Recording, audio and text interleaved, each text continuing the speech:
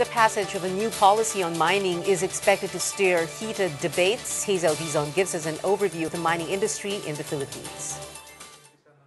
Mines and Geosciences Bureau Director Leo Hasanero says mining in the country is not as big as most would think. With only 2% of the country's land area allowed for mining, only 1% are actually being mined.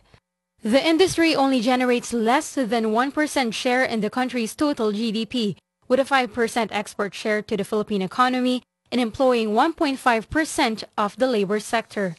With Indonesia on top, the Philippines is the second biggest exporter of minerals in the Asia-Pacific, with China, Japan and Australia as the country's primary market.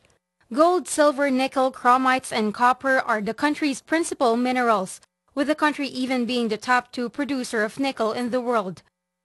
Hasanero says though there's no limited amount of minerals that can only be extracted, or any minerals that could not be mined for that matter, there are certainly areas where mining is prohibited.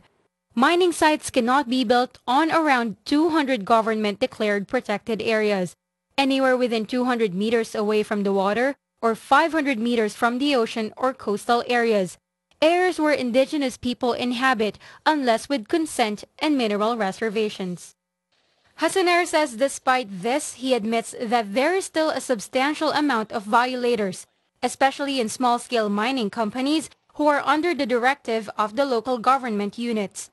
He adds that the national government's policy on mining usually conflicts with the ones issued by LGUs, which Hasanero referred to as less strict.